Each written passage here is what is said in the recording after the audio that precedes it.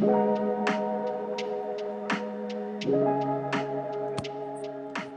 is up, sir? Not much. I got a new gaming laptop, but we're gonna have to do a test run with that to see if we can get me on and join via gaming laptop, because that would greatly help the quality and you know, being able to interact better. So Yeah. that's okay. Here I am. I'm a little over 5 weeks post hip surgery. I'm healing up well. Going back to work soon and enjoying life. Been using my AMC movie pass to go hit up some movies. I went to go see Medieval with Ben Foster, which I really enjoyed. Really good fun, you know, historical war drama with some pretty badass action in it. And went to go see Confess Fletch, because I can't believe it's 2022 and we got a new Fletch movie. Not Never only would that, guess but they buried it. Like it didn't come out anywhere here, but like nobody Yeah. talked about it. It's got a very limited release, and I did not hear about this until the movie till about 3 weeks ago. It was just completely hidden.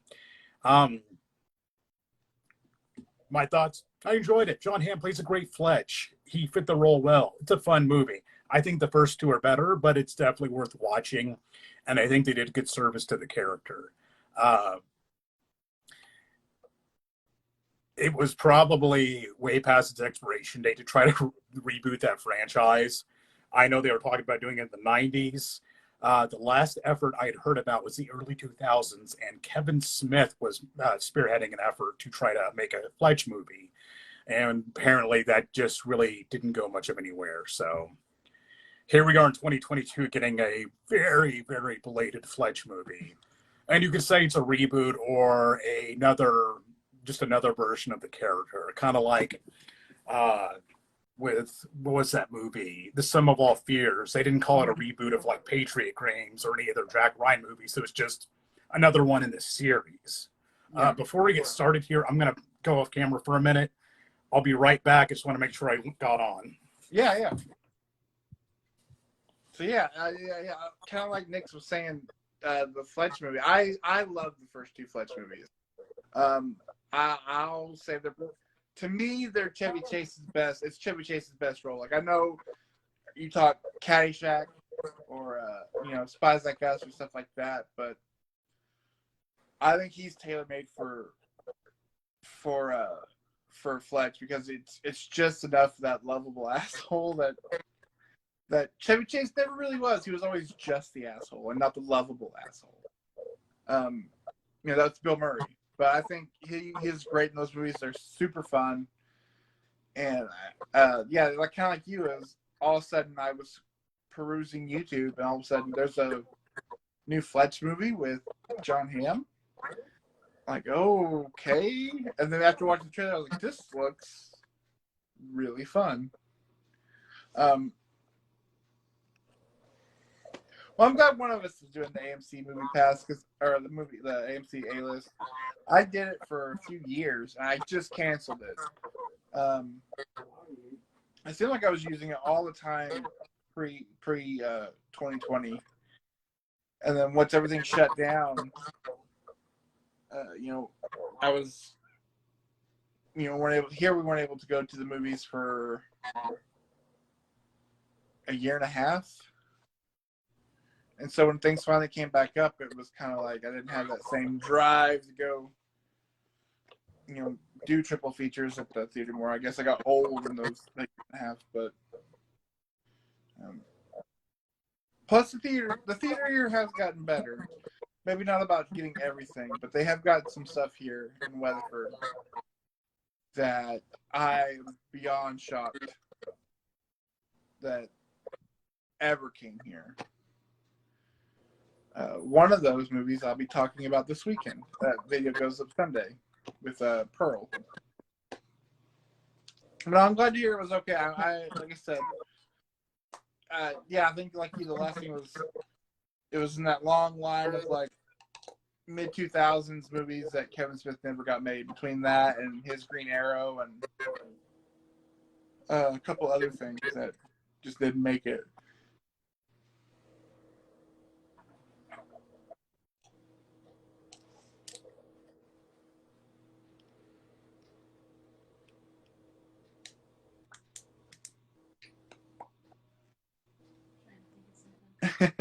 Well, I guess I could bring up.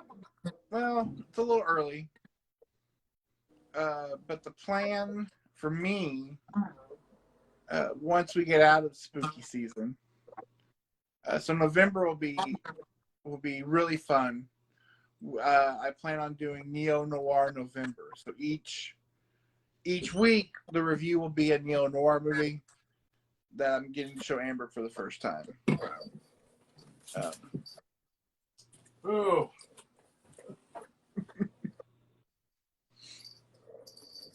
Oh, there's Puppy.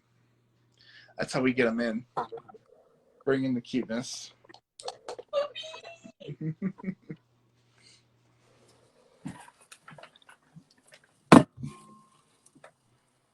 Lottie.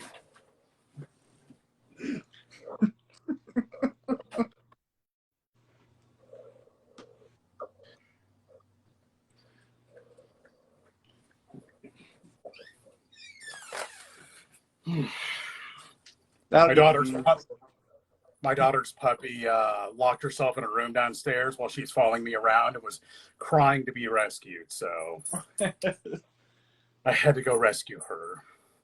This little puppy actually got a concussion like 2 weekends ago. We had to take her to the ER.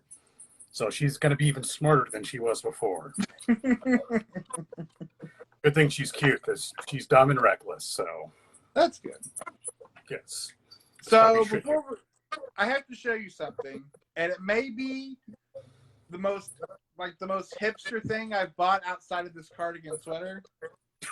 But I found this page on Instagram, and it's called Katie Video, and this lady does custom VHSs and sells them.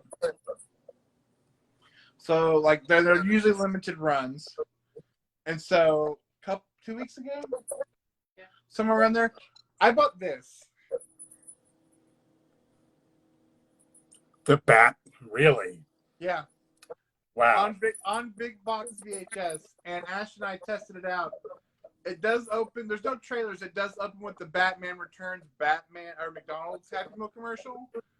But then the movie starts, so it actually has. You can actually watch the Batman in low VHS quality if you like. Color me jealous. Yeah, I'm seeing a lot.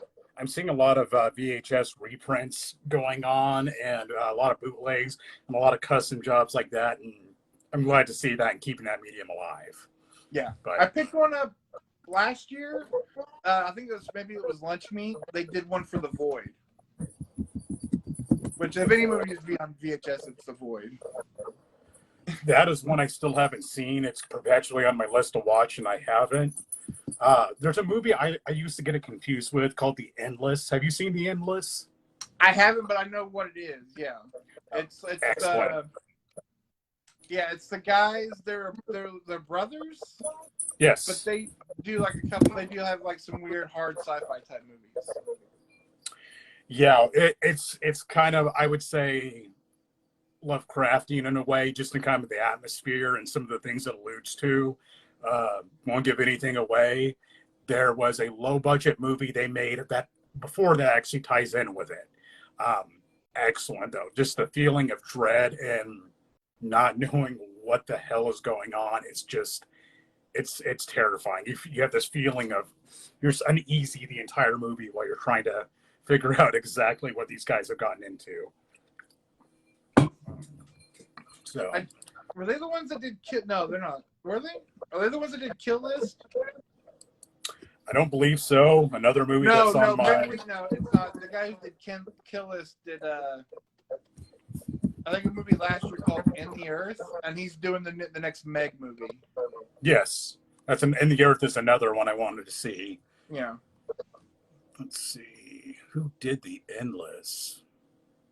Da-da-da. Good thing not being able to use my computer is I can use it to Google things. Use my computer for streaming, which I will be doing a lot throughout this broadcast. As I have things I was wanting to reference. Justin Benson and Aaron Moorhead. Benson and Moorhead. Yeah, they are both the main characters in the movie too.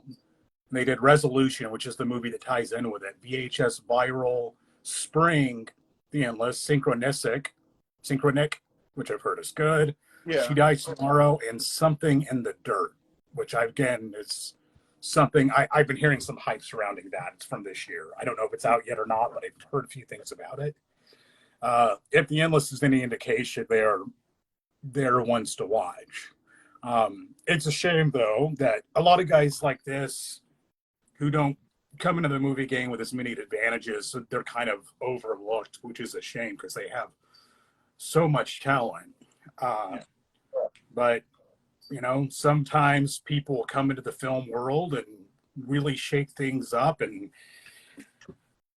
make a name for themselves. And some people get a kind of, through their fame and connections, get to kind of move to the front of the line in terms of having the resource available to make a great movie of a lot of genres. And I think coming in, segueing very poorly into this, Jordan Peele, he was already such a force in entertainment that he was able to secure the resources he needed to really get things moving as far as his films go. Yeah. So I have my, I'd say it's a shame because Justin Benson and Aaron Moorhead, that they're overlooked. I don't hear anyone talking about them or most other people as like the next big thing in horror. But we've seen that a lot in our life as being the next big thing in horror. Yeah. Every decade at least, we get somebody who's going to be the next greatest, biggest thing. I would say, it's always the next master of horror and the scariest movie since The Exorcist. Yes. I remember when Us came out, they were talking to people like, oh, people say it's the scariest movie ever. And you haven't seen many movies if that's the case, because really, and throughout our discussion on this, we, cover things, the hype and the reality, what's good, what's not. I figure we can talk about each movie individually and kind of overall where we see things going with them. And there's a certain director who I see some similarity with, and I'm kind of wondering if they're going to have a similar arc. Yeah.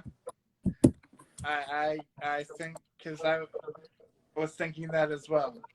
That we'll do that definitely, and then spoilers ahead. Like, we're gonna dig into these movies.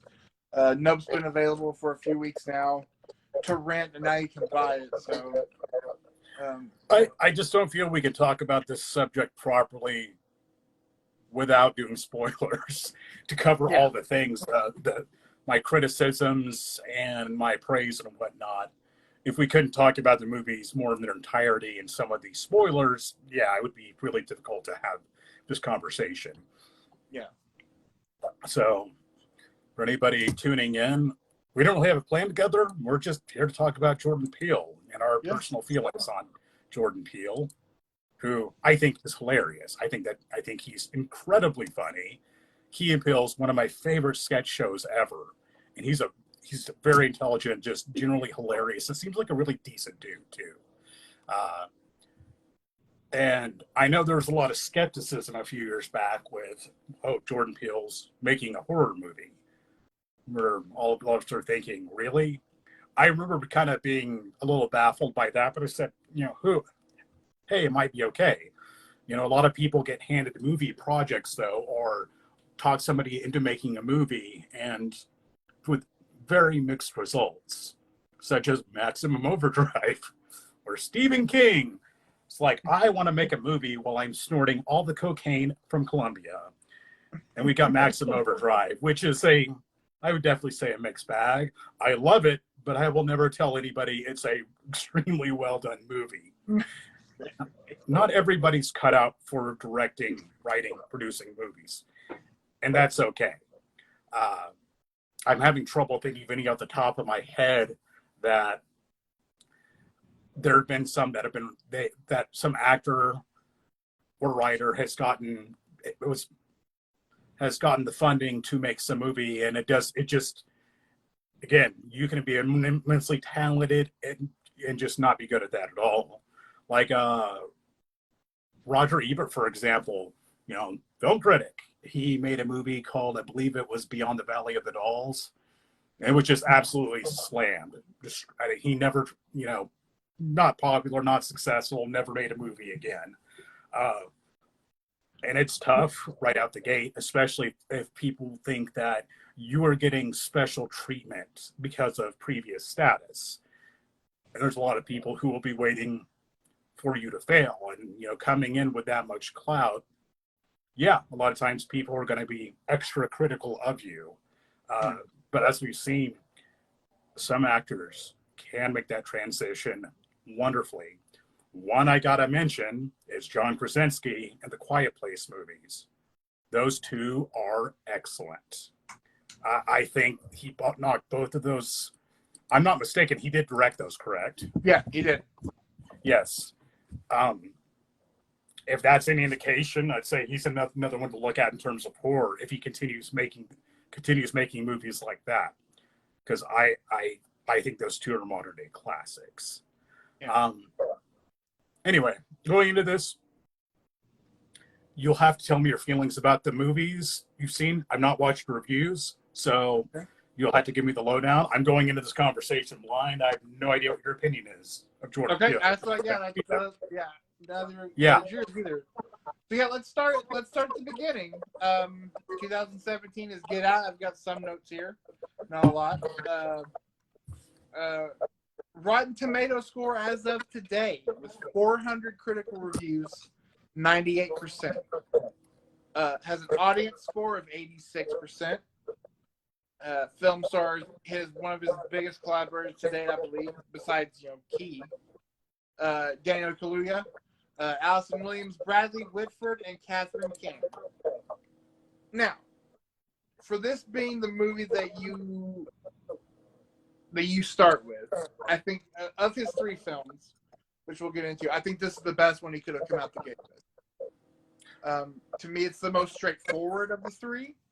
It's the most linear of the three. And while I really do like it, to me, looking at all three of them, it's the safest of the three. Now, when you think of Get Out, maybe you don't necessarily think of it as a safe movie, especially in the time it's out, covering some of the geopolitical stuff underneath the surface. But I do like it. I remember watching, it's set at 100%, and everybody was waiting for that first bad review that was going to bring it down, which it finally got. And it was like, there's like the well-known contrarian film critic who was the one who gave it to him.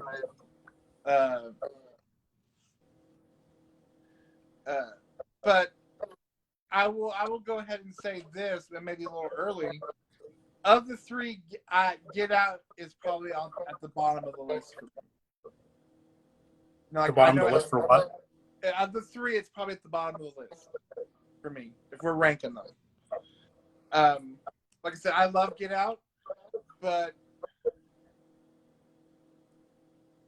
to me, Get Out plays it safe, not necessarily in subtext, but in storytelling.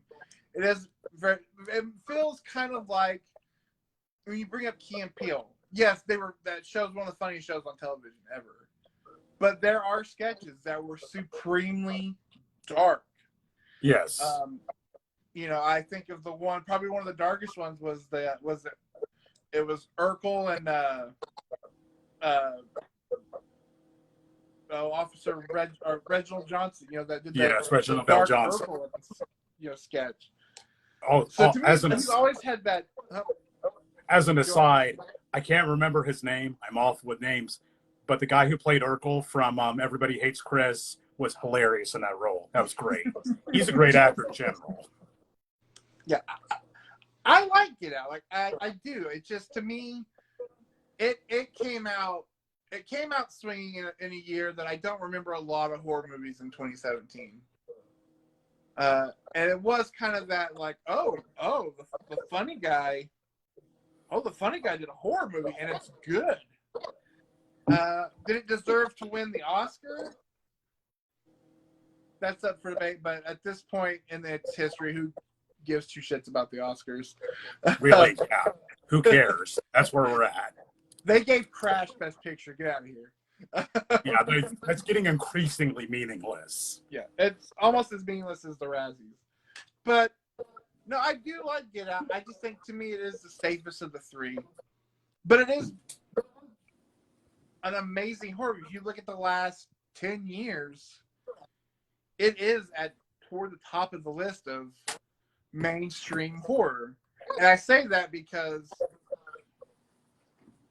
as consumers, there is a difference. You know, this Get Out as a mainstream horror movie is at the top of the list. Now, is it, you know, as good as something you're going to find, you know, buried on Shudder, or at this point, Tubi, which is honestly the best streaming service for weird movies. But yeah, I like Get Out. I like it a lot. I think it's great. I think it was a huge #1 out the box hit. And I think it signed a lot of checks to get him ultimately to the movies we would get afterward. But to me, again, it's weird to say this based on it, but it is the safest kind of middle of the road movie while being great. But for his filmography, to me, it's middle of the road. So I'll defer to you for your initial thoughts on it as I've rambled. Get Out is a movie I would not describe in any way as safe. I get what you're saying. I'm referring to the other twos. Yeah. But I'll give you a preview of my thoughts of his movies. I think Jordan Peele's made one very good movie, one decent movie, and one bad movie. Get Out, I think, is his very good movie. I did not watch this till well after it came out. I watched it at home, and I was worried because of all the hype. Mm-hmm. There's a lot of hype, and the hype train runs so fast these days with so many things, and like it's the best ever, it's the greatest thing ever. No, should have won an Oscar. I don't think so, but I think it's a very good movie. Yeah. I think it displays what I believe Jordan Peele is best at, and that's ratcheting up tension. Having scenes that are truly unnerving and tense. There are several in this movie that are described that way that are unbearably tense. Where the scene where she's initially hypnotizing him with the stirring of the spoon, you know something bad is about to happen. Or when he's in the room with the TV. Or the party where they have this uneasy feeling. Yeah. Or I think one of the moments I've talked about enough, when he finds the photo album in his girlfriend's bedroom and starts flipping through it and starts realizing that something here is very, very wrong. And I think he keeps it tense throughout.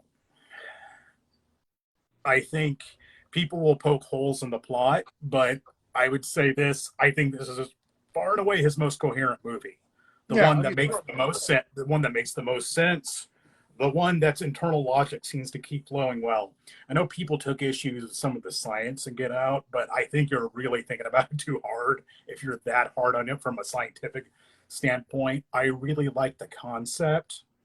And there's just no way to talk about Jordan Peele in the modern day without talking about some of the political and social reactions from him in his work, because there's a lot of social commentary in his work.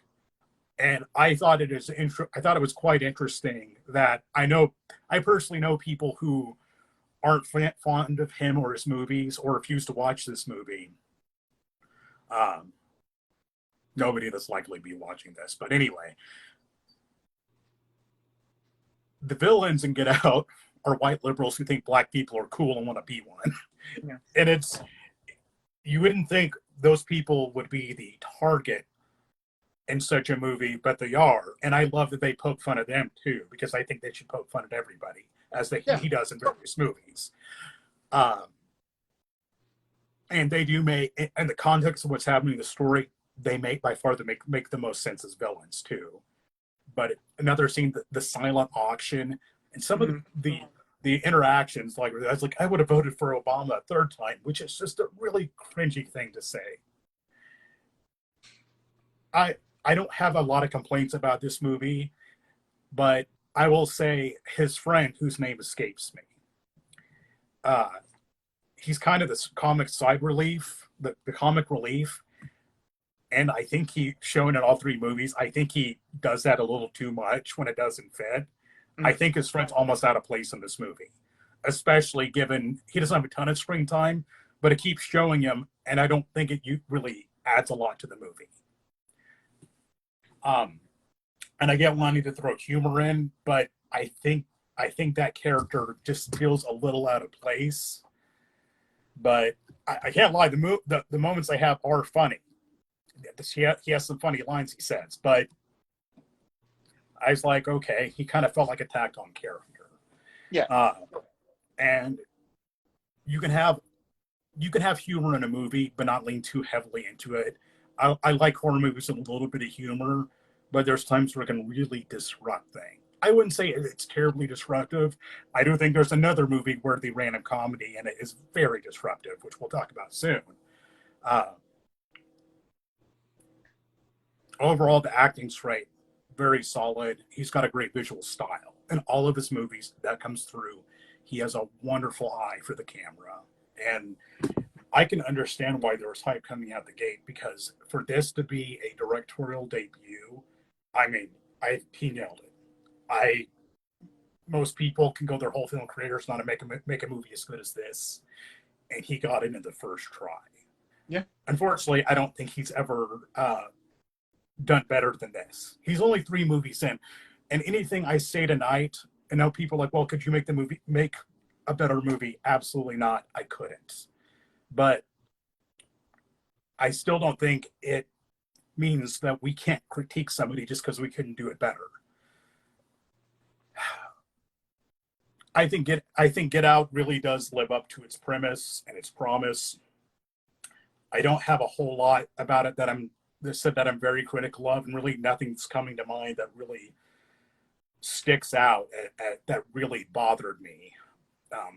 I think overall it was a great debut effort. I think this movie had the advantage that the other two didn't have of. It was telling a much smaller story this time around in a much smaller setting, and there was less big implications. I think his style works better in smaller stories where there's not as much in the way of global consequences or whatnot. I hope to see more like this in the future. I think he'd do great with a straight up thriller. No sci-fi, no supernatural, just a straight up thriller. I would love to see him do a movie like that. And direct comedy movies as well. Comedy thriller, I'd love to see that too. But I think he needs to take what's worked with this and move forward and evolve. But keeping in mind, he's really early in his career. I think he's probably got many movies ahead of him, and I look forward to see where this is going. But I liked Get Out. Far and away my favorite movie of his. I think it's his best on multiple levels, but that's my thoughts. Yeah. So let me ask you this, since we are into spoiler stuff, because I know there's a lot of people who love it or hate it.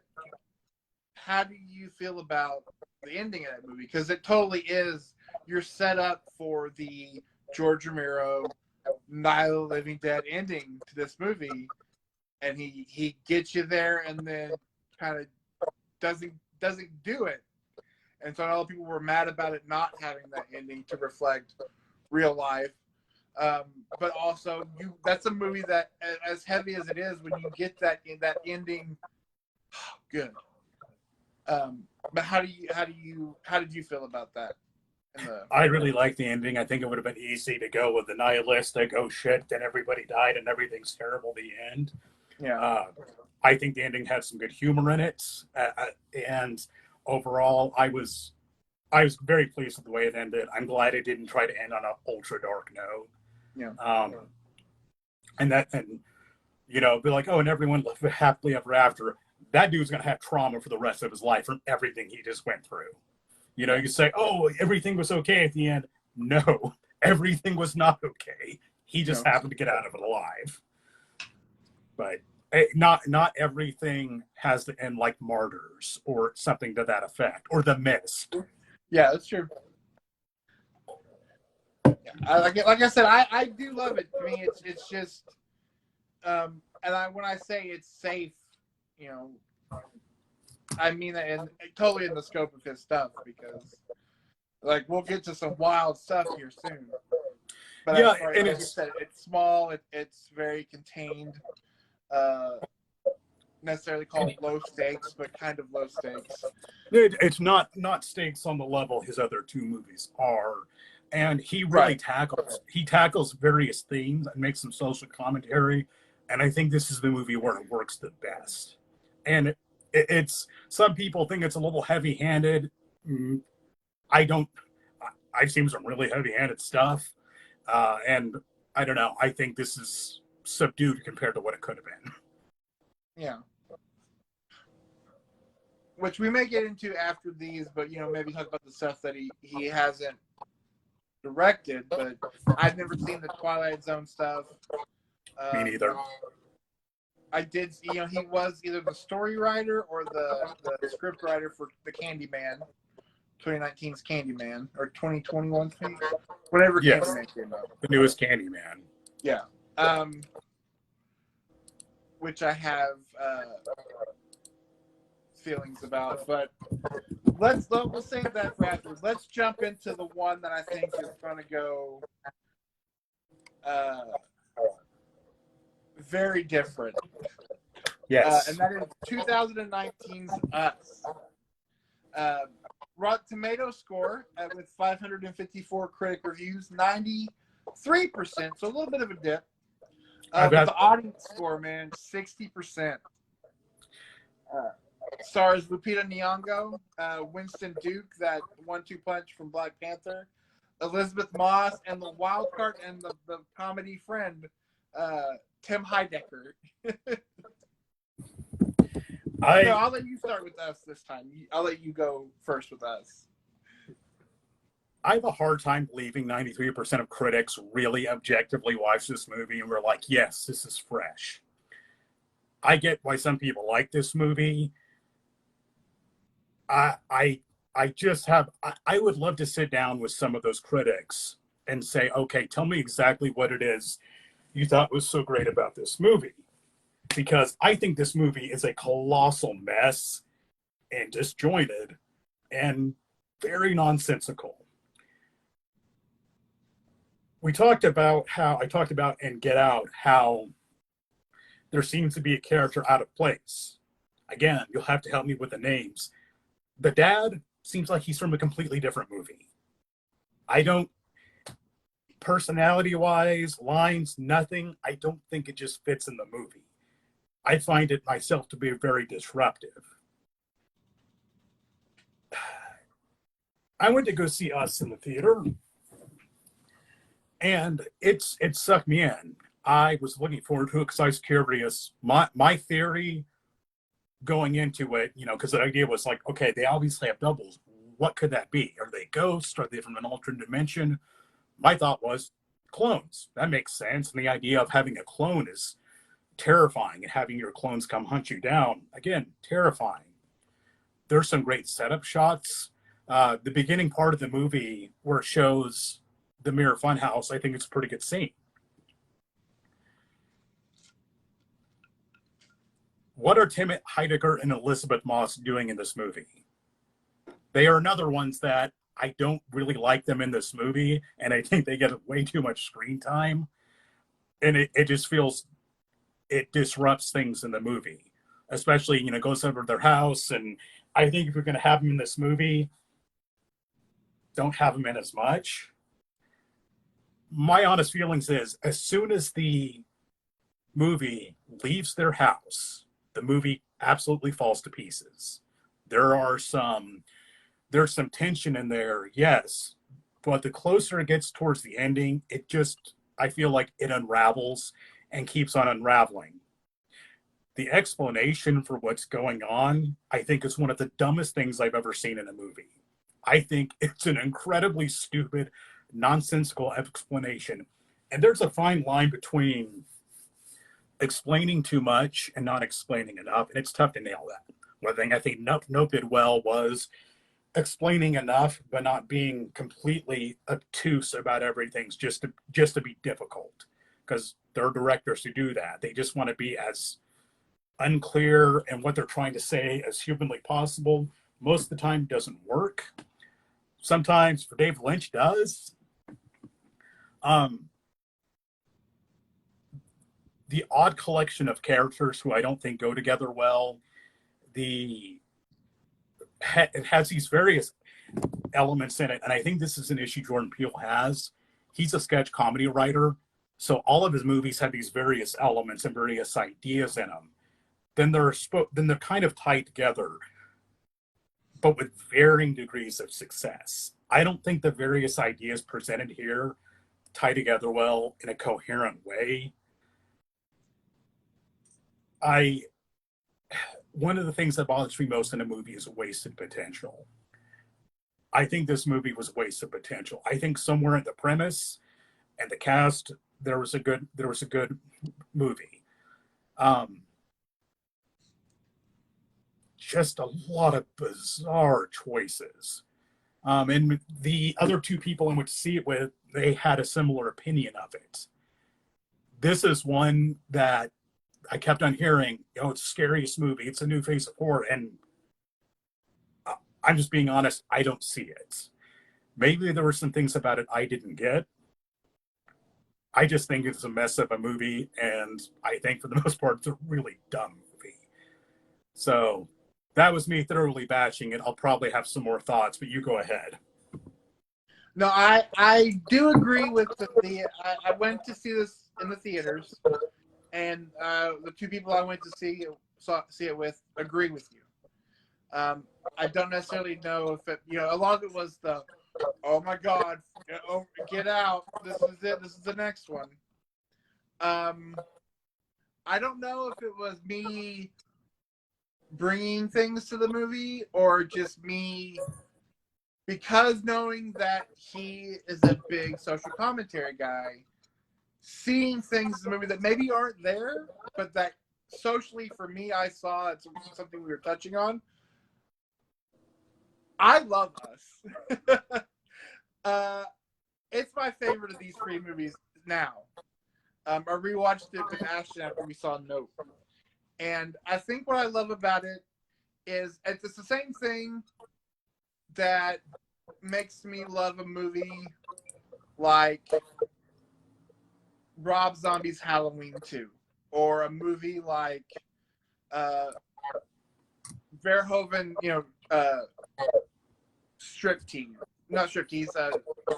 Showgirls, is when a director comes out and he makes a great movie.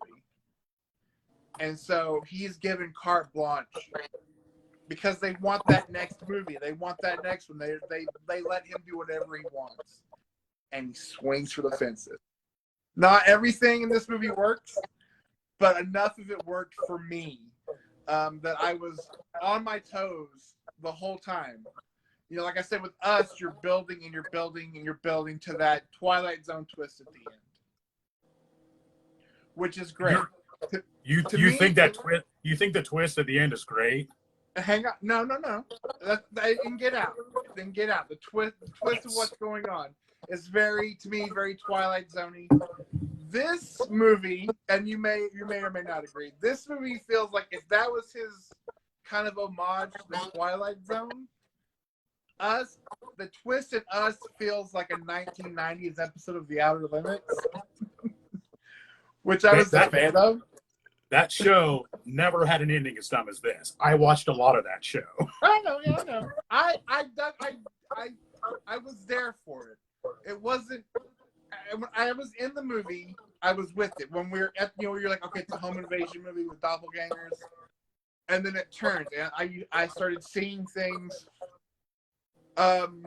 Whether it's this, maybe because it was the same year it came out, but I don't know if you ever saw the movie Sorry to Bother You. But then you talk about the dad's performance. To me, it played off as big scary black guy doesn't want, he's he's dorky, nerdy, kind of playing to his friends. You know, I want a boat like my friend. I want to go to the beach like my friend. And then it builds on, you are watching, especially when they fight back. And it's something I noticed the first time I saw it and watched it with Ashton, and he didn't. But you watch, especially knowing what the twist at the end is, when you watch them as they start killing their doppelgangers, how much glee they take from it.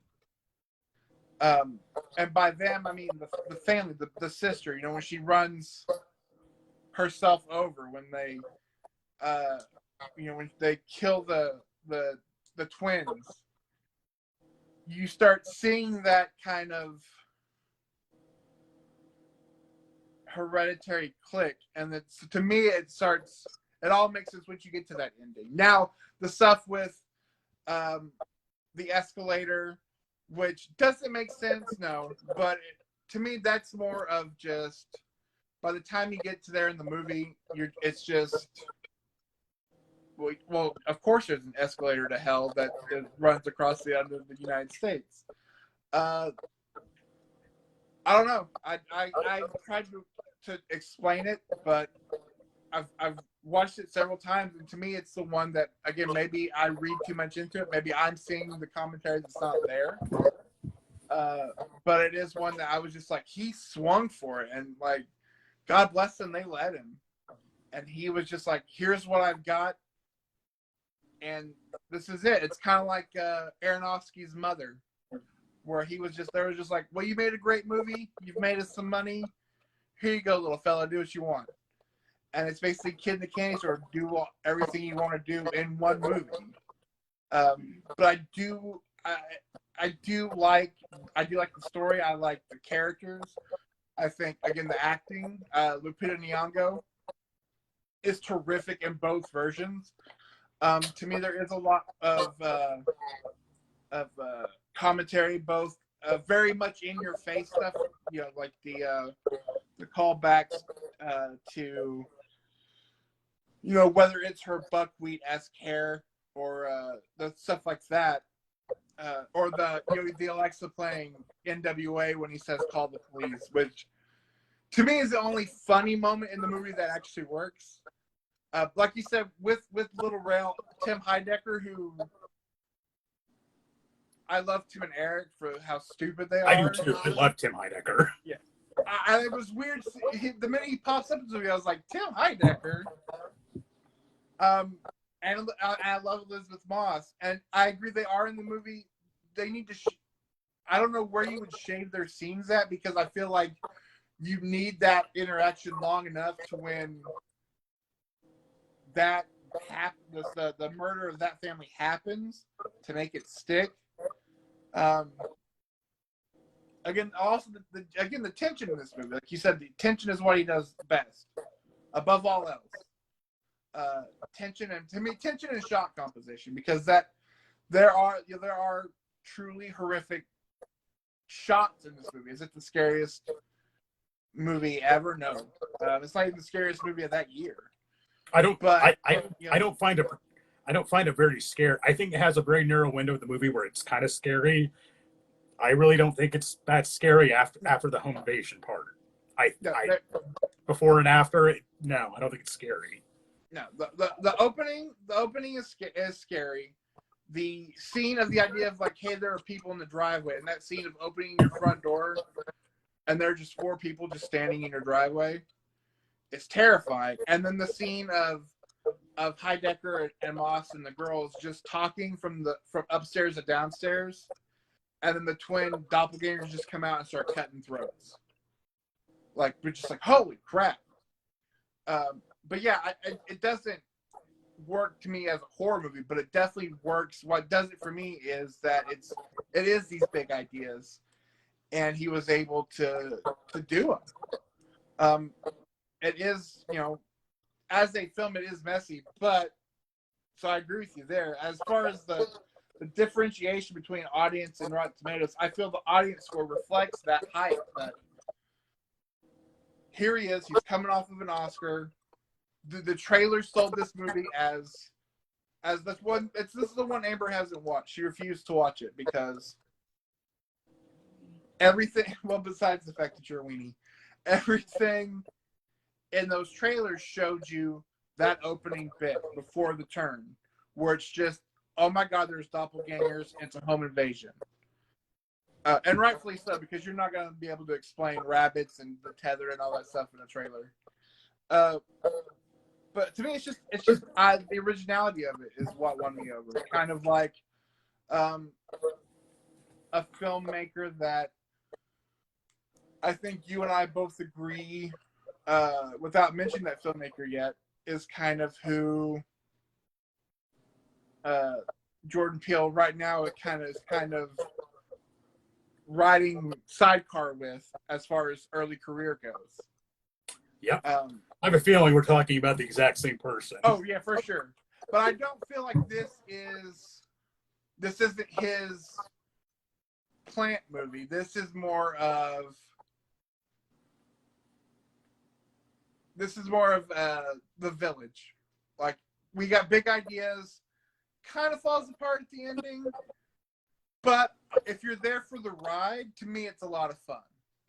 And It does have some moments that I really do love in his films. Okay. What do you think about the explanation as to what is going on?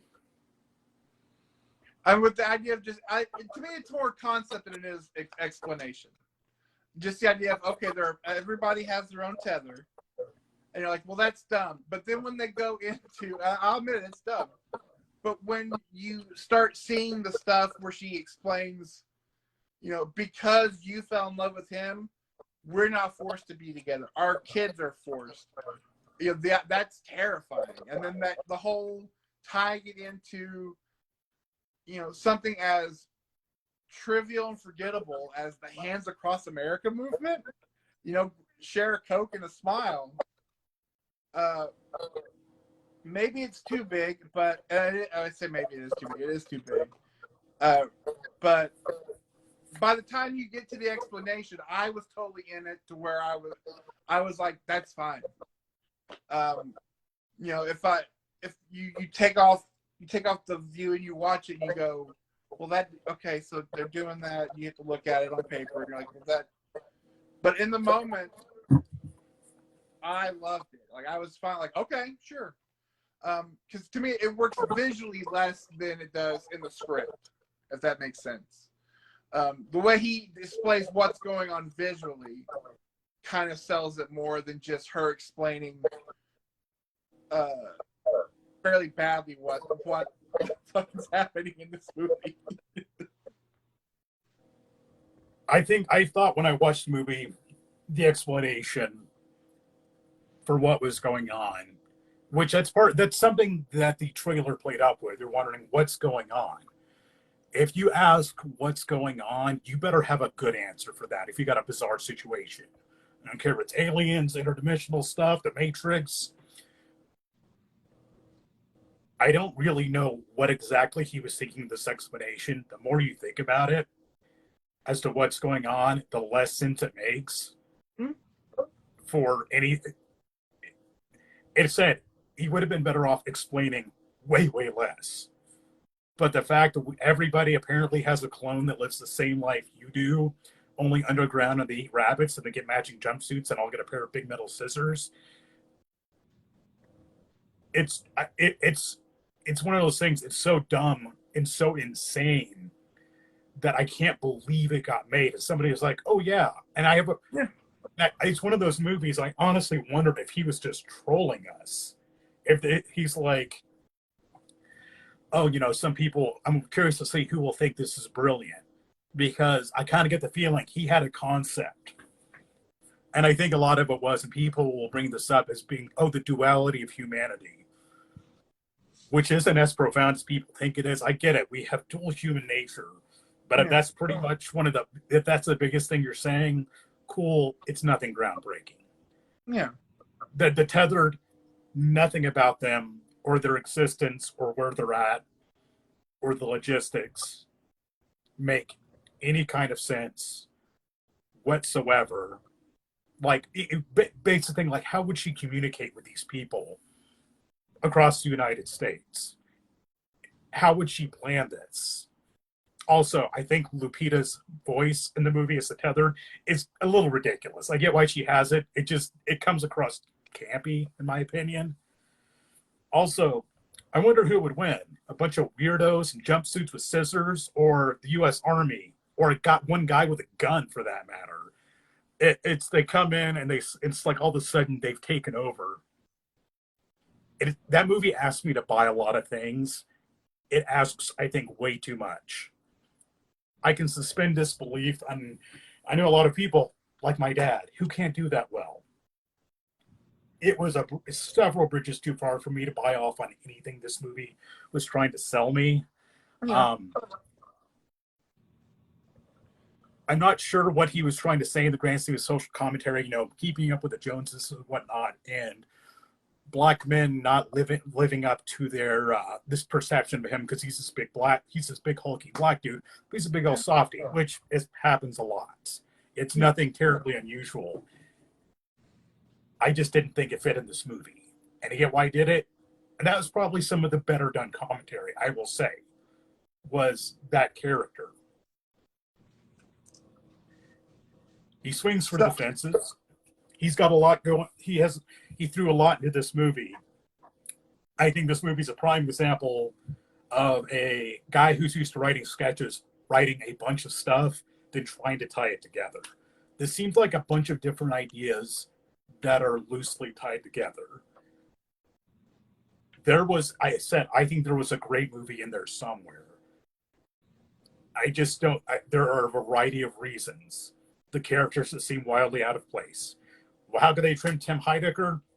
Show him at the beginning of the movie and that dialogue they have with him, then never show them again. I know it wouldn't show the tethered and whatnot, but I don't really think that, besides adding some people to the body count, that really added a whole lot.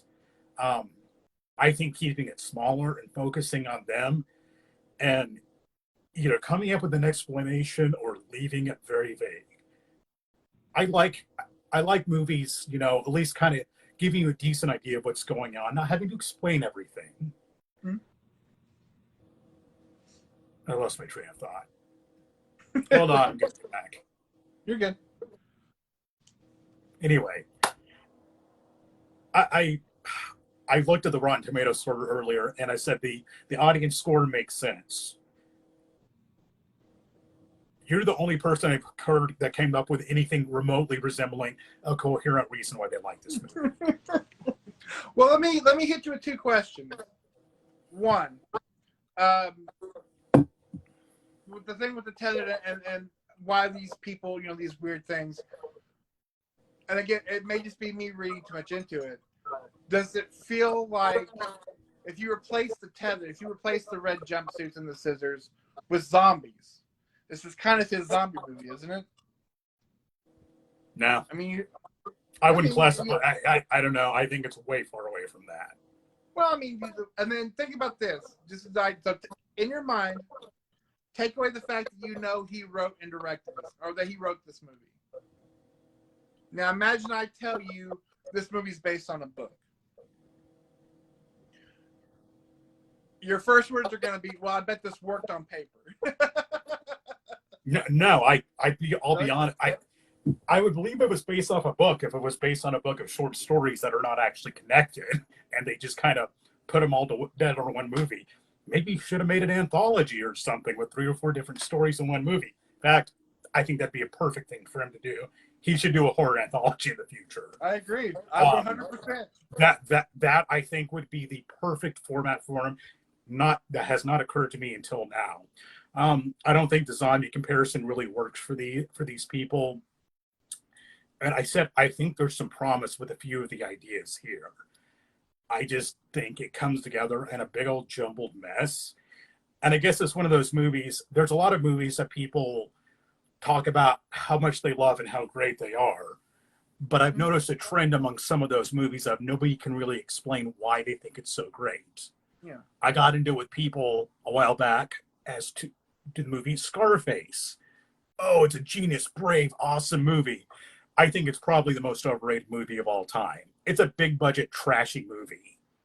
And everyone I hear talk about it, it's like, if you want to see the hammiest overacting you've ever seen, it's great. But doesn't work. Anyway. No, I agree. I did write down here because it struck me. So I pull it up and I start reading the reviews. And of course, it's at 93, so you're scrolling. And the first negative review I came to, and like you said, it's all about explaining why you like or why you don't like a movie. And I everything you said, I can totally agree with, but just on the opposite, and not the opposite of it. I agree with everything you said. It's just that it got me, as it did get you. But this quote, and it's from NPR, but to me, this is kind of NPR. A weird choice. So it says, I love the performances, but I'm not super sold on the script. Okay. I'm ready for Jordan Peele to be his own voice now. Now, for us, you could love it or hate it because it is a very divisive movie, obviously. You cannot say that this did not have its own voice. No, I think he did what he wanted to do. Yeah. I think this displayed that he's got a lot of work to do. And I feel that there's other movies I've seen that have kind of a nightmarish quality to them, like Dario Argento's Inferno is one that comes to mind as being not the most coherent, but it's just like you're caught in this chaotic nightmare. I don't feel this, it just doesn't drag me in like that. It doesn't have that same sense of surrealism. Yeah. And I'm sorry, I just can't get past the tethered and everything like that. It's less Lost Highway, more Inland Empire for you, is what you're saying. Not seen Inland Empire, so I can't comment on that. But I hope this isn't indicative of things to come. And I get it. I get he went for it, and I'm glad he went for it. I like seeing people under strain going for it. This worked for some people. Didn't work for me at all. Didn't work for my wife. Didn't work for my friend Tommy. And I talked to other people. You're right. It's very divisive. It's funny because most of the people I've talked to about us personally haven't liked it, which is another reason I'm kind of baffled by the 93% score. I will say this, though, about Jordan Peele and other people who were accused of being woke or who are minority filmmakers. People will go in with an opinion already formed, one way or another, good or bad. 100%. And I think we should let the work stand on its own. Don't just discount something because of a political stance or something like that. His stuff makes statements, but horror's always made statements. Yeah, that's what they've done. Since time immemorial. Watch Godzilla from 1954. That movie's making a lot of statements, and I always wonder, it's like, if Alien came out today, would it be called woke because of the main? Oh yeah, 100%. Yeah, it was, 100%. And it's ridiculous because that's one of the best. I think it's one of the best movies ever. So, I think people are letting their politics, I said, for good or for bad, form their opinions for them, and I don't like that. And I said I tried to judge Jordan Peele, keeping in mind I loved his stuff before this. Let his work speak for itself, and I think that's with art. That's what we should do. Let it speak for itself. Yeah, drastically different opinions on that. As soon as you said there's one that I hate, I was like, oh fuck, it's us. I've got mixed opinions, and no, I need to run to the bathroom real quick. I'll be right back, and we can get rolling on that. But yeah, like you said, and since time immemorial, even further back than Godzilla, Last Drive-In this year showed Nosferatu, and there's plenty of subtext in that movie as well. yeah, horror, and that's what horror and sci-fi honestly were made for, is to be able to take these political ideas or ideologies and be able to serve them to the masses in a way that they would, take the medicine. Whether it's those movies or it's William Gaines with EC or the EC Comics, whether it's Rod Serling. That since time immemorial, that's what horror and sci-fi are there for. So the idea of the term, like the elevated horror, it's a stupid term. It's a stupid term. I hate it. The what? What's that? What term? The term elevated horror. Yeah. The idea that there's horror with a message. Like horror is always. Yeah, that's and not that horror always has a message, but that's nothing new at all. No. And horror, as other genres in general, usually tackle a lot of issues of the day. I've looked at movies from the 60s or 70s, considered to be a more simple time. Those movies are usually a lot more preachy than what we have these days even. Go watch The Green Berets of John Wayne and tell me that movie isn't complete propaganda. So, and it's just like, we're like Dr. Strangelove. That is very on the nose with absolutely everything. It's also an awesome movie. And my favorite. Even in comedy, Blazing Saddles. Blazing Saddles is one of the most politically charged movies of the 70s. Like, yes, and it's held up remarkably. Another one, Some Like It Hot. That movie had made a lot of statements there, especially there was a very slight one at the end about homosexuality, and it's just, again, that was the mid-50s with Marilyn Monroe. A lot of the stuff is nothing new. Anyway, we're going to talk about Nope. Yep. You set him up. I'll knock it down. So, 2022's Nope. Again, we come back with Daniel Kaluuya, Keke Palmer, Stephen Yeun, Michael Wincott. Oh, and, I love seeing that guy and stuff. Oh, Brandon Perea. Rotten Tomatoes score, 417 reviews, 82%. So this is our lowest rated of the three. Audience score was a little better than us with 68%. So I will start this one. As somebody who was one of the 5 people who, besides the critics, who loved us, I was going to this full hog. I saw the one trailer and I was like, don't show me anymore. I don't want to know anymore. I want to go in and let it change where it changes. The difference this time being Ashton wanted to go. He's getting into horror now, and so he wanted to see it. So I took Ashton, thinking, maybe he'll be into it. He had seen Get Out. He hadn't seen Us at the time. So like maybe he'll dig it. I think more than both of us, he loved this movie, which blew my mind. But I like Noble a lot. I think to me this is his least forward. Because it kind of like the other guy we're talking about here in a little bit. He got pigeonholed as, oh, you're the XYZ guy. And I feel by after the end of Us, Jordan Peele was very much the, oh, you're the political subtext guy. And while this movie does maybe contain some, I think this movie contains the least of the three. Easily. And it kind of feels like his way of kind of doing his, because this movie is by no means mainstream. But I think he does say, okay, we did a take on that genre with Us. Here's a genre you're familiar with. Here's my take on it.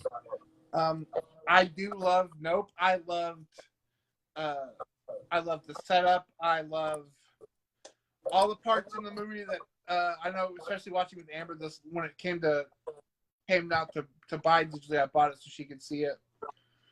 because I'll spend $20 on a digital movie, but I'm not renting it for $20. That's ludicrous. Nope. Um, but even when she was like, "What does this have to do with anything?" I was like, That's fine. I'll tell you about it later." Which I know maybe some people didn't like, which we can get into a little bit. I did. Again, I as much as I loved Us, Nope is right there behind it. I did like Nope. I think it's a very different type of movie. I think maybe coming off of Us, the hype had come down just a hair for the mainstream, to where, to me, it did better than what people were going into because of how disliked Us was. Again, it's all what expectation are you bringing to the theater, and when does expectation become what's the word I'm looking for? When does anticipation become expectation? And I feel like that's what kind of to me, what kind of hurt Us, and so I feel like the expectation for the movie was lowered because of that. Yes. And I think, but again, this is his, again, a huge swing, and a bit of a different genre, but a lot of the same tension things, the same great shot compositions. I do agree there are characters who are overly funny that don't necessarily need to be in the movie, but also knowing that some of the stuff that was hated in this movie by some people are the stuff that I was into and wanted more of. I think this one does give you a lot better explanations of stuff than Us does, but to me, yeah, it's right there for me underneath Us. So I did really, really, really love it, and it'll probably be on my top 10 this year. But and again, Ashton adored it. Like after this, I showed him Us, and he was like, "Us was good, but I love Nope." Like he just ate it up, and so for a 13-year-old who I can barely get to sit down to watch anything with me anymore, because it's not attached to his friends and his Fortnite world. That says something to me, if nothing else. That's a glowing heap of praise for this movie, if nothing else. Critic scores, but he's sat here and watched that 2+ hour movie twice now. So, big fan of it. What did you think going into it? I got one question for you to start with. Is this an alien movie? No.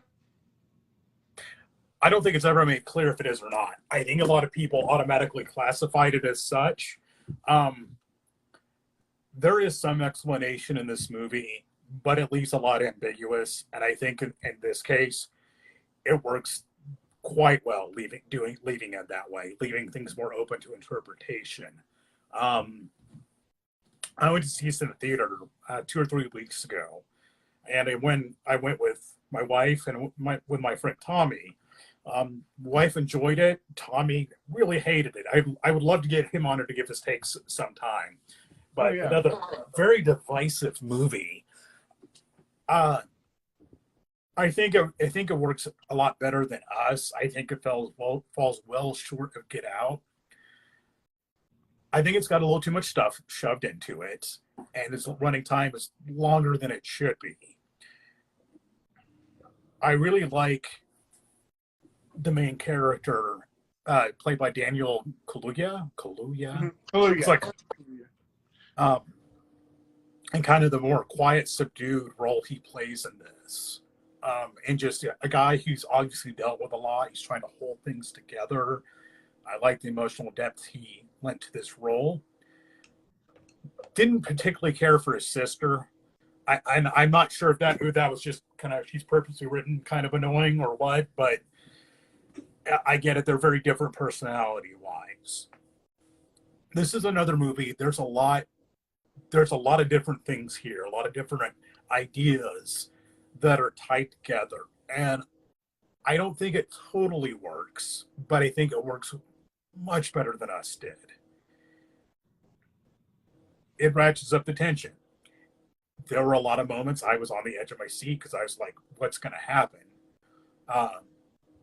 in those quiet moments when you see the disc, it's like weaving back and forth between the clouds from those long shots. In terms of cinematography, excellent movie. I mean, this movie is extremely well shot. Yeah. And it's like beautifully shot beginning to end. Jordan Peele has a lot of raw talent. He's slowly honing that. I hope it keeps going because he's great with attention. He's great with the camera. He can throw some humor in. And he has a lot of bold ideas, but it's a matter of pulling them all together. Again, I don't think this completely works. Now, I think the most tense scene of the movie had nothing to do with the saucer. It was Gordy. You're slowly showing that of what happened, and Stephen Yeun's character reflecting back to this very defining moment in his life, to the point he has a secret room that he apparently rents out to people, dedicated to all this memorabilia from the show. And you get to see why it was what a traumatic moment overall. Those moments and those flashbacks were great, and I love seeing that mystery unfolding. I don't think they did a really good job with tying it in with the rest of the movie, though. I understand some of the comparisons. I don't know how much of that I was bringing in, kind of like you did with Us, or how much of it was on purpose. But I said it could have been tied in a lot better. It could have been a lot more seamlessly integrated in the story. And I get it about the unpredictability of animals and the fact that we're dealing with things we think we know and we just really don't understand or don't have the proper respect for, and that can end very badly. And that, however we interpret these things in terms of sentience, whether it be giant, saucer creatures or chimpanzees or horses, they're still animals, and there's still that air of unpredictability and danger to them. That's shown multiple times in this movie. The person getting kicked by the horse at the beginning of the movie, and the entire horrific Gordy stuff. But I was really curious to see how this is going to unfold. Then you get to the scene at the theme park with Stephen Yeun, and you figure out, oh, he's aware something's happening. He's aware something's going on, and he's going to try to exploit it. A force he really doesn't comprehend or understand. Nobody does. And it ends really badly. That whole scene is terrifying, and the aftermath is 30 people are flying overhead screaming, and stuff is getting dropped. Great stuff. I love the mystery regarding the creature.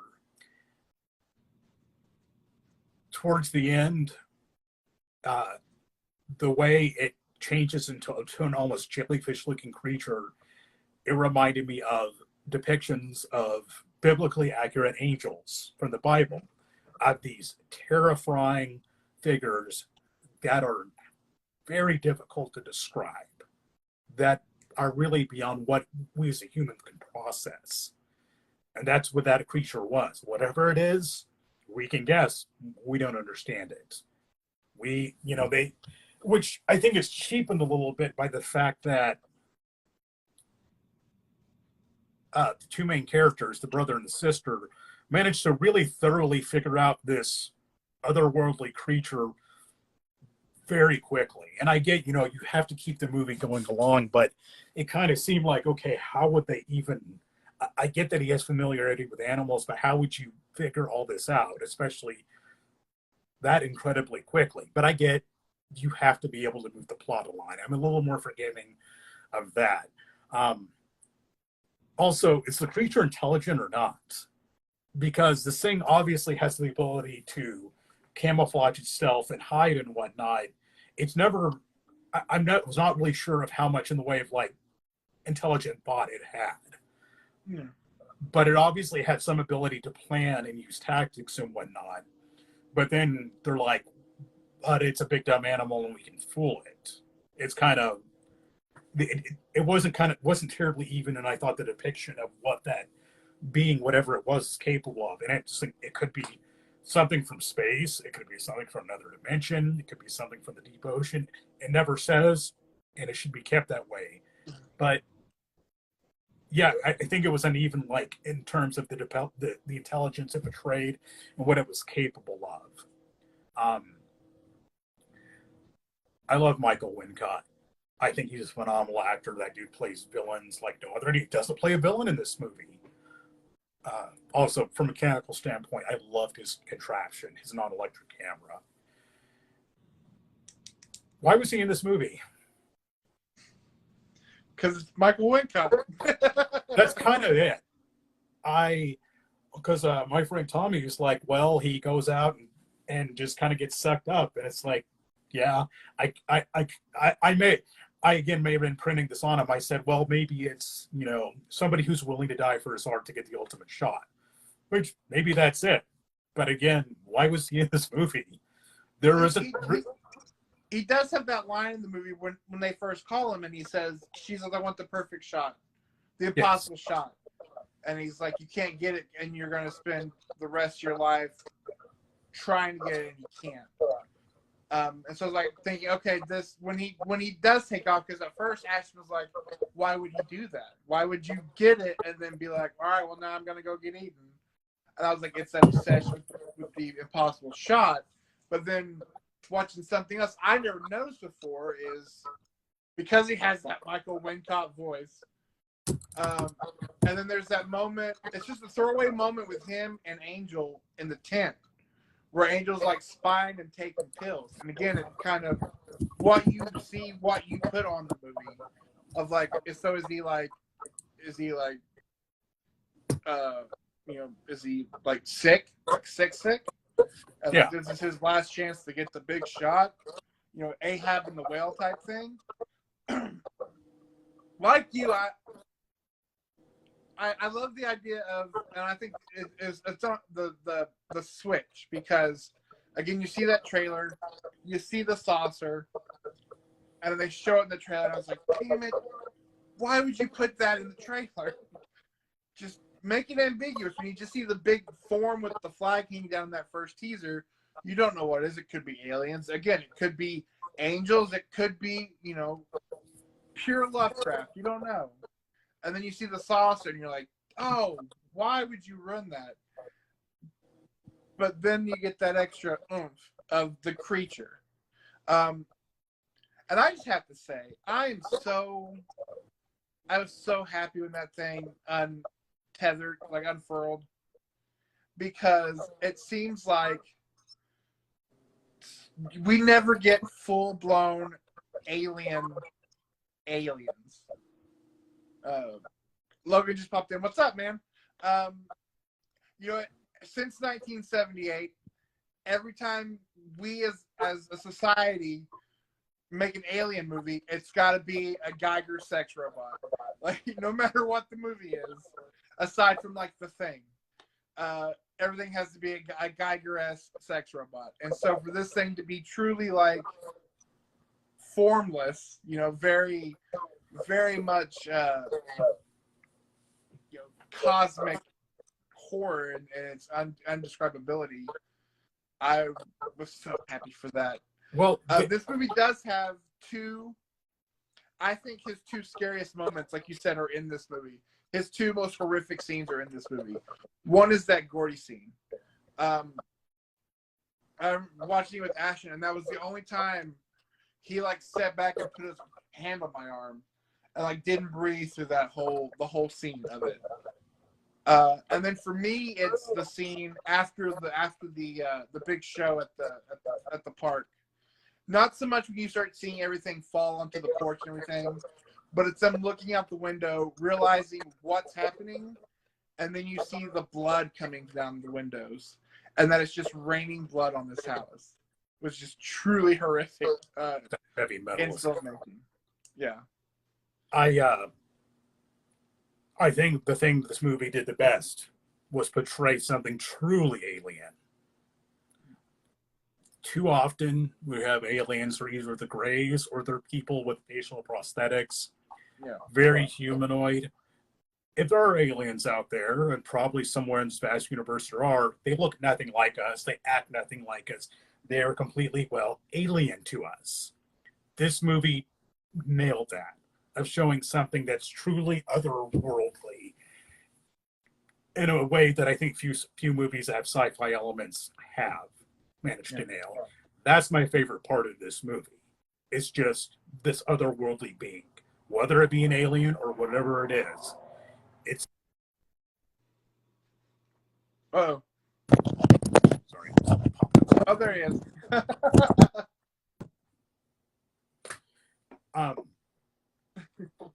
I think it's a bit disjointed. I don't think everything quite works.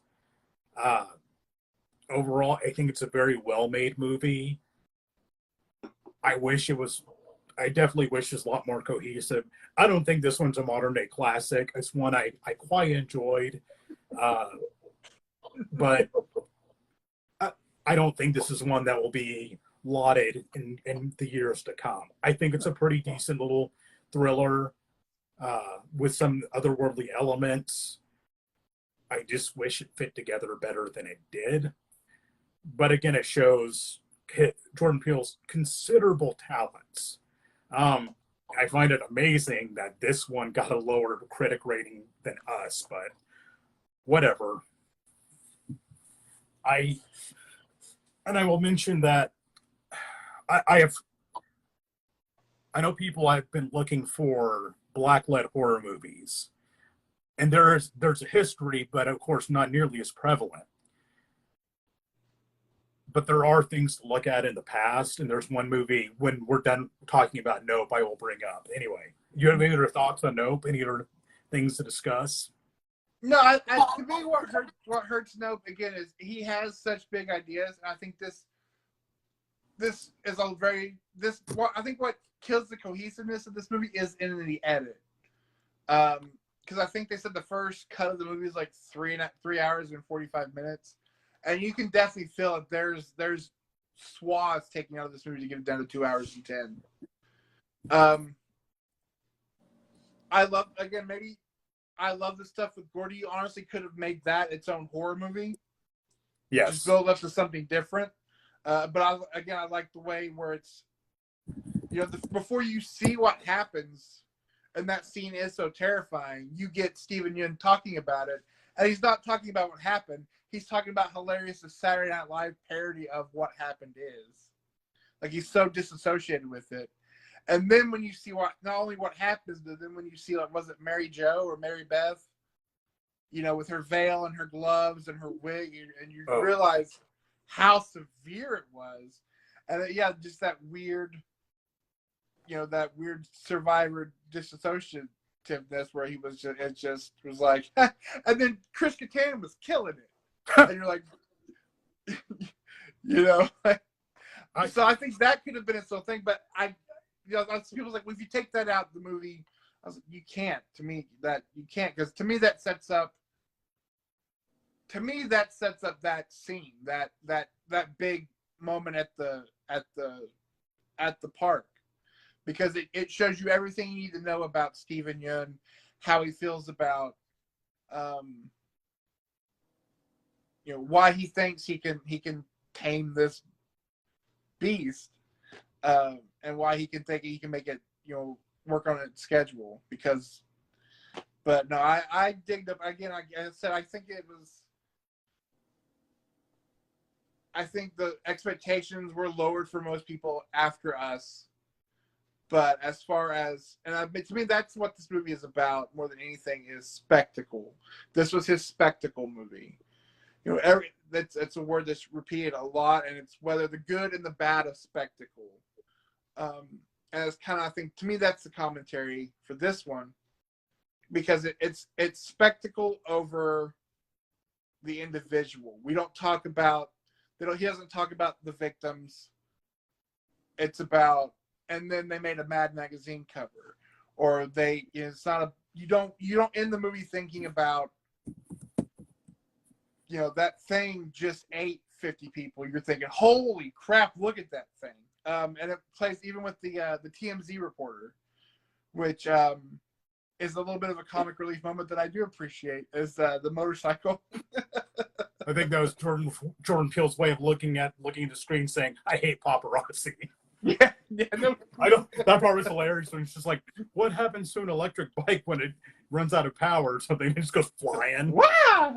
And I was like, well, that guy died, and I don't really feel that bad. Yeah. Paparazzi from TMZ are scum, and I feel like I can say that and not feel bad about it. So, yeah, it made me interested to see what's going on, where he is heading. I hope he continues to try out different things and try different genres.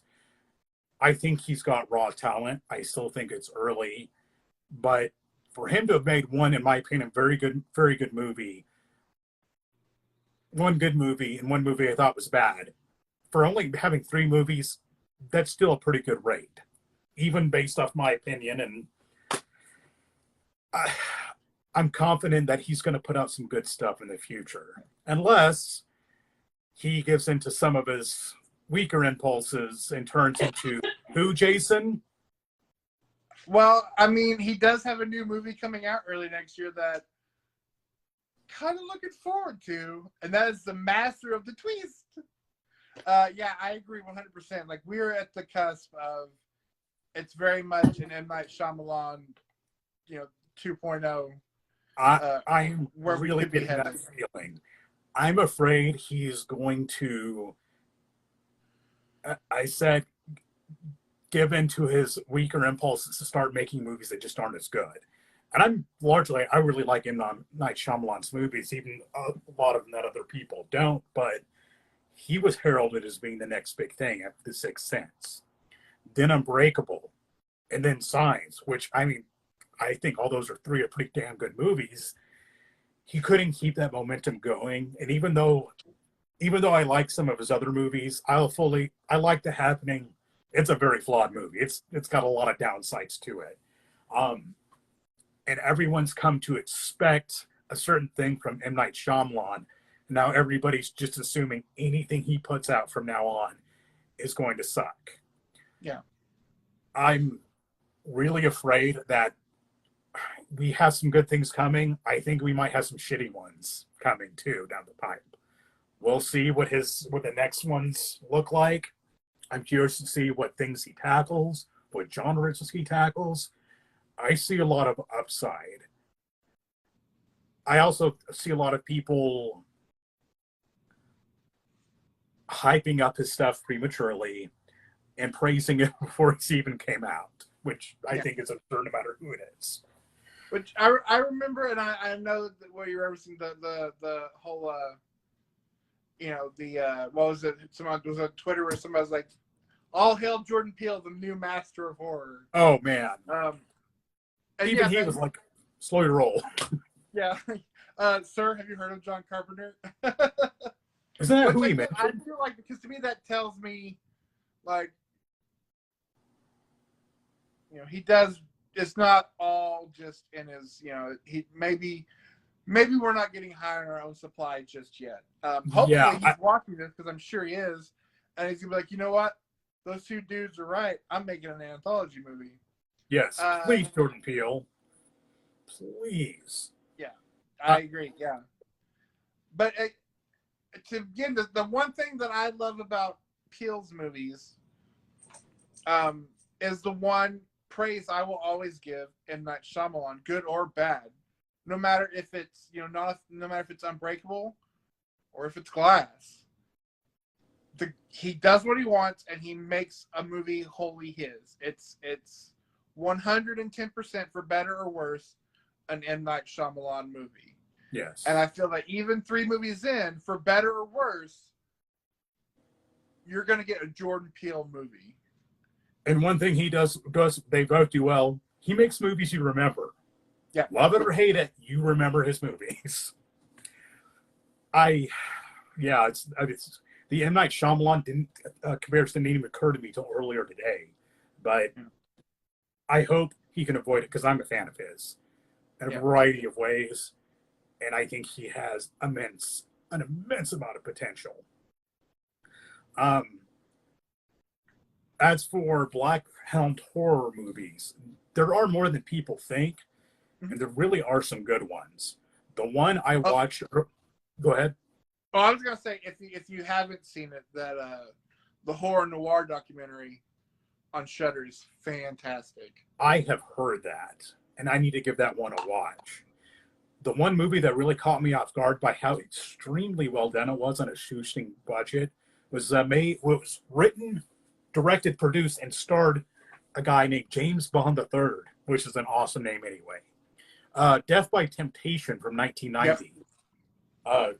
Released by Troma, and I think probably people see the Troma label attached to it and assume it's a parody. That's an awesome movie about a succubus in an urban city, kind of raining hell upon all these young men. It's got shockingly good acting, especially James Bond III in the lead role. He plays kind of this, young bookish guy and up against something, truly terrifying. Because the succubus in that movie, she is scary.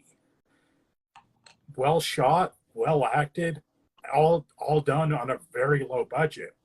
It was a shame to see he did some things after that. I know he did School Days. I would have loved, and he's not super old. I'd love to see him do another horror movie because that is a criminally underrated movie. Yeah. Another horror movie I did not realize, I'm going to look up his name right now, that had a black director. He was also involved in the production of Death by Temptation. His name's Ernest Dickerson. He directed Demon Knight. He's been involved in I believe he was also involved in the production Tales from the Hood, which I'll talk about in a moment. He has a lot of credits on television and Spike Lee's DP. Yes. He directed Bones, which not a classic by any means, although it has some cool visual style. Dude, do you know the horror movie? I'd love to see more because Demon Knight, as we discussed before, is stellar. There's one other movie he directed that we love. Do you know what it is? Surviving the Game, baby. Surviving the Game. Yes. Oh, yeah. Ernest Dickerson, if you're ever watching this, I'm a fan. You do some awesome stuff. And I mentioned a few minutes ago, Tales from the Hood. Rusty Cundiff, that's a weird name, directed it, and Spike Lee was involved in the production of it as well. That to me is how you make a movie with some social commentary, because that movie makes a lot of commentary about domestic violence, about racism and cops, about the self-defeating nature of gang violence. It's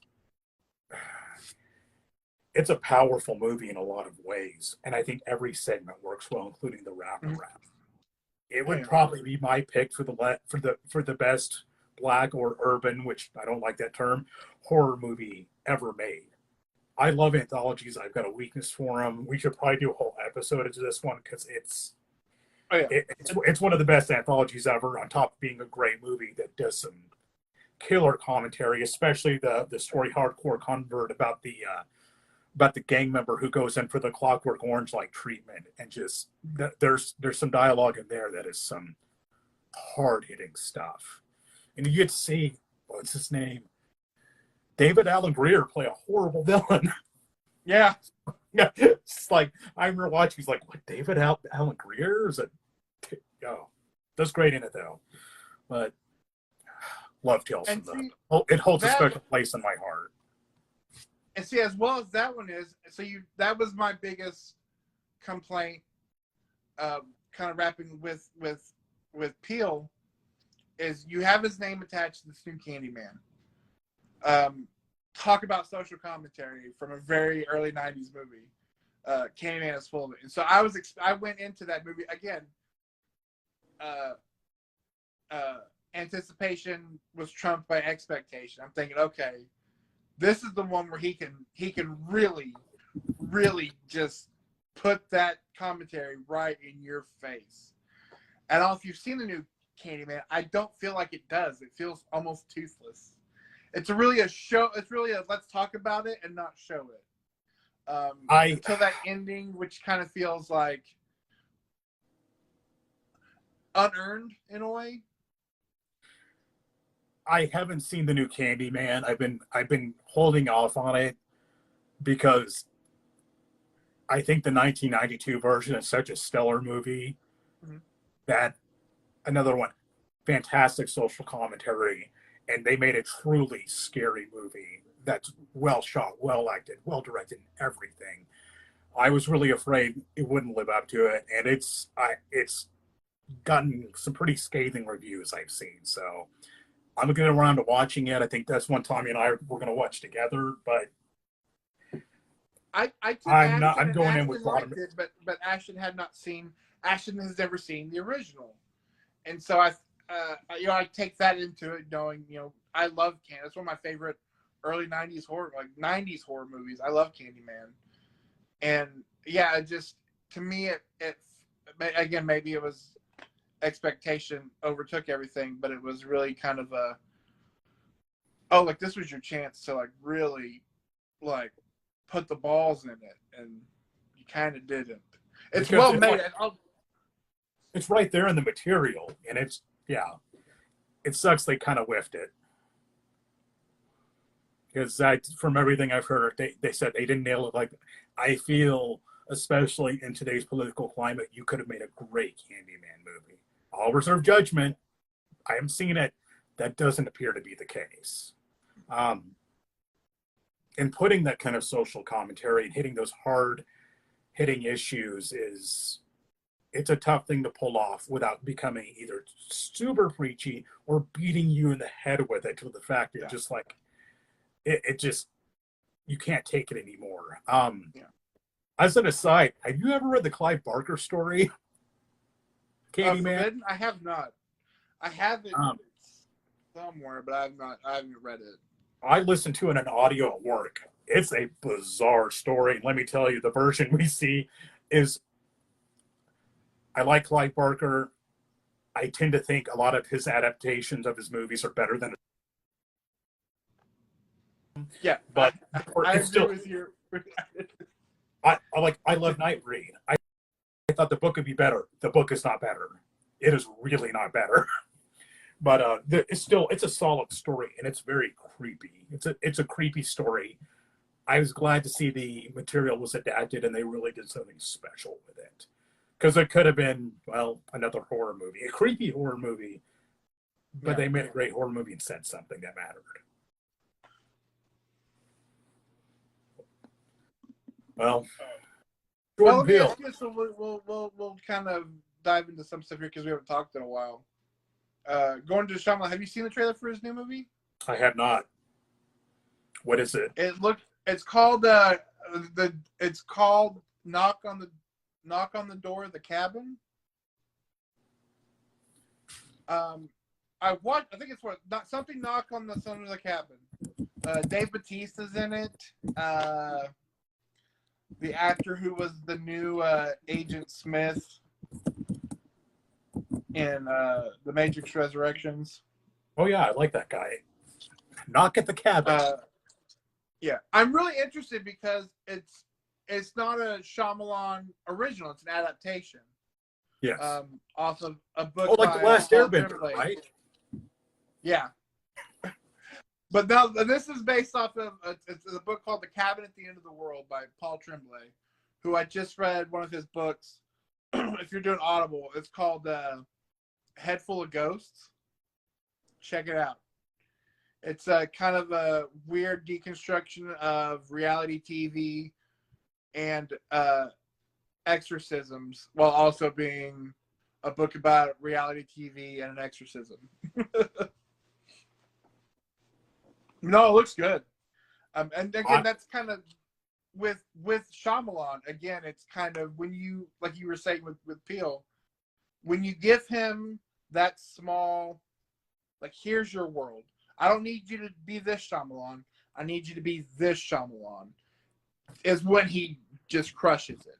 Whether it's, a movie like, the first three, Sixth Sense, Unbreakable Signs, movies like Split, movies like The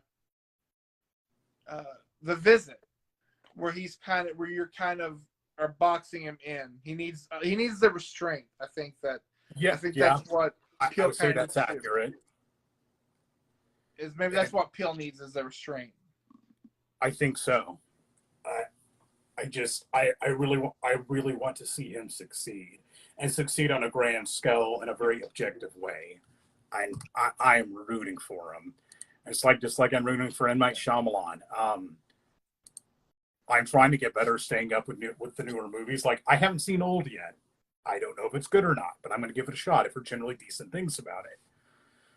But I tend to agree that telling smaller stories helps, even if there's wider consequences. Like Signs is a story about an alien invasion, but he keeps it on a smaller local scale. It happens in this farm. But yeah, I'm hoping, and I hope the next M. Night Shyamalan movies too. I'm gonna go check out the trailer as soon as we get off. So that one. What about Hellraiser? Speaking of Barker, have you seen It's the trailer for Hellraiser? It's another one I haven't seen the trailer for. I don't know if they're going to be unrestrained enough. That's what I worry about. Watch the trailer. I actually watched Hellraiser 2 recently. I'd never seen it before. I'd seen multiple sequels, but never Hellraiser 2. Talk about a movie that goes for it. It's so, graphic and bloody and disgusting and offensive, because it kind of needs to be. And they ratcheted it up even from the first one. And it's some truly horrifying moments in it. So I say still prefer the original, but well done. Well done movie. See, Hellraiser 2 was the one. It was because of my dad. I saw Hellraiser 2 way before I saw Hellraiser 1. It was one of those where, like, Dad had like one of those VHSs that had like 6 rando movies on it that he recorded off HBO. And so you'd have like Hellraiser 2, Roadhouse, like half a Full Metal Jacket, and like, fucking Eating Raoul. Like, they're just like these weird, no connective tissue, like benches he would have on VHS. But no, this new one, it looks good. The new Pinhead, I'm totally behind. She looks absolutely terrifying. They're pitching it as it's not a remake. It's just a new world. But I think it's the first time since the Weinsteins got involved that somebody actually cares about the Hellraiser franchise. So it looks really good. So I'll be curious to. And that's a series I wouldn't mind talking more about. I've seen, I think, 4 or 5 of them. All of them I've seen, I've liked pretty decently well. I like Hell on Earth a lot. The one I think is very underrated is Bloodlines. I love Bloodlines. I think didn't you and I watch that together? Mm-hmm. Yeah, I thought it was great. It loved the different time periods. I even loved the shit in space. And it's generally considered that after 2, they completely fall to pieces. But there's some other good movies in there. Another one that better than the source material. Sorry, Clive Barker. Yeah. Go ahead. Oh, I was going to ask you, did you get a chance to see Barbarian? Because it still is not coming anywhere near here. I plan to see it over the last week. Things have come up. I'm hoping to see it this weekend. If I can see it in the next several days, I will try to hop on here and post my thoughts on it. I got better technology now. I should be able to post a review. And I actually have a review I edited together. Well, did a little bit of editing on from February. It's 2 short reviews I'd like to throw on too. I'm trying to go into Barbarian as blind as possible because, man, I keep on hearing how good it is, and everyone says just go in blind. I watched the trailer with my wife, and she was like, "Too scary, not watching that." So I'll probably be another one. Me and my perpetual movie bud Tommy will probably go to see it. So if you get the chance, and this will be a spoiler for those of you who are still here, because my review for Pearl goes up Sunday. Go see Pearl. You don't have to see X. Seeing X things are already set up in your mind, but you can watch Pearl without seeing X. It's a wildly different movie, but go watch it because the last 15 minutes is some of the best acting, filmmaking, whatever I've ever seen. Really, Yeah. X is one I've been meaning to see. I really feel like Pearl would benefit from seeing it on the big screen. Yeah. I really want to see X before I see Pearl. If I can go see Barbarian, that will probably be next on my list of things to see, depending what's coming out. Our AMC's get a lot of cool stuff in. So, and I've really made, since I've been on medical leave, made more of an effort to try to go to the movies and see stuff too. Some good things, some bad things, but I can't lie. Since COVID, it's been great to just go to the movies. I love it. I was saying while you were waiting for you to get on. I just canceled my AMC A list because I've had it since like 2017 or whenever they launched it. But I used it all the way up until lockdown, and then it was a year and a half before we went back to the movies, and I just can't get up the motivation to go. Well, now here, of course, I have to drive an hour to go to a decent theater. Yeah. Or at least an AMC. And so Where's the days of huh? Where's the nearest one to you? Yukon? That's a lot of And driving. even they only have 8 screens. So the fact that Yukon not only got X but Men there as well blows my mind. Yeah. Because usually I'd have to go to Quail Springs Mall to see them. That's their big. Yeah. We had 4 movie theaters here in town. No, 5. At the AMC downtown, they have like 20 some odd screens. They show a lot of stuff. They've been showing that Bollywood Avengers musical movie. It's like Barstrom or something like that. The big RRR movie that everybody's talking about? What's that? I do too, but it's on Netflix, but it's like 3.5 hours long. Yeah, that's what kind of turned me off. And it's like Bollywood movies are fun. I don't know if I can sit through 3.5 hours of one in the theater. I will say also the theater here, they still get, this theater still isn't great. But they have been getting better. Not always. But I was able to see, not only they got the Nicolas Cage movie, but I saw Pearl here. Excellent. The fact that they actually got Pearl here, that was enough to, my ticket was sold immediately because, there's no way they're going to get that movie here. I just won't be able to see it because Amber and Ashton were going to be gone. I was like, oh, shit, they're going to have Pearl? Okay, I'll go. Granted, there was, me and, 3 other people in the theater, but that's fine. The fact that they had it was awesome. Sounds like our experience when we went to go see the second Sin City movie. God. Yeah. Very belated sequel. Oh, well. I've not seen either one of the 2 newest Halloween movies.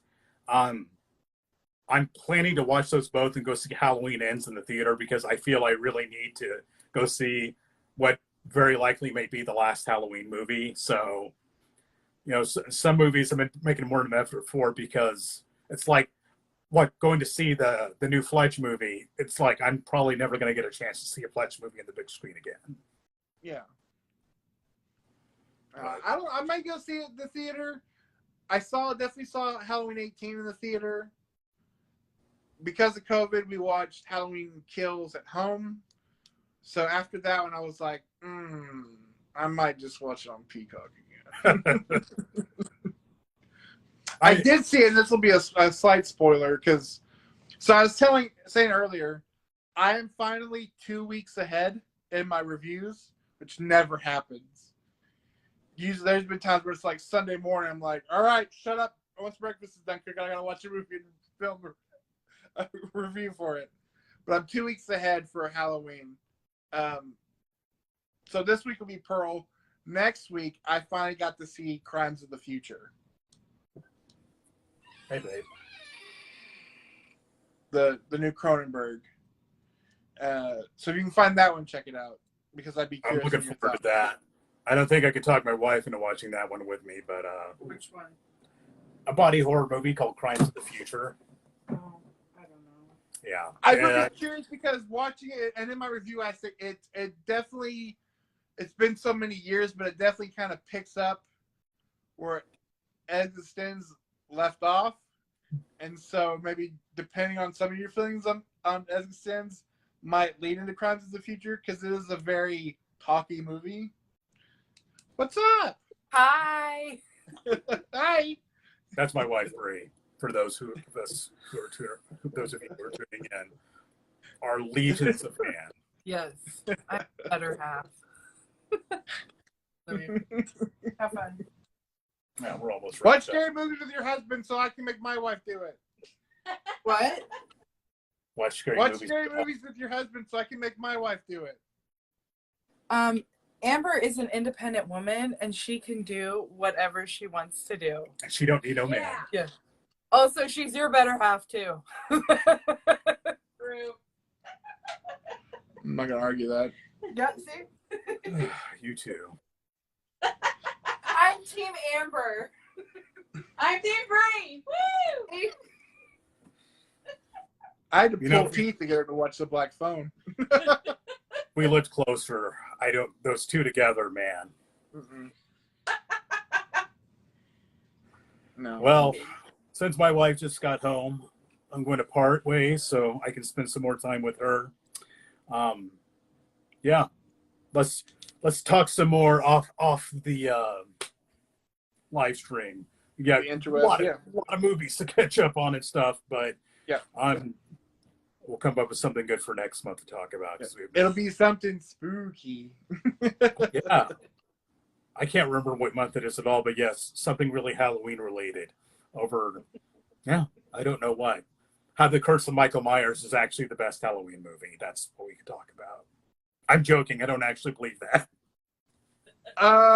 Producer's cut, I would put it top 3. Really? Fun fact, that is the only Halloween movie, aside from the 2 newest ones, I've never seen. It's The Curse of Michael Myers.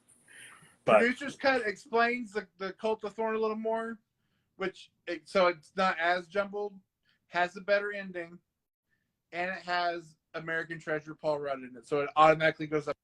Oh, classic, instant classic. Should have won an Oscar. All right. If anyone's still here, thank you for joining us. Even if it's just you and I hanging out and talking, it's cool that it's documented for the ages. Right? And yeah, unless it gets muted in other countries for music that doesn't play. Yeah, it's because we're so we're being suppressed. See, that's how you know we're succeeding, because people are trying to cancel us out for. I'd love to know why. All right. Well, I will talk to you later, sir. You and Amber and Ash, stay healthy, and yeah, I'll talk to you all soon. Bye. All right. Bye.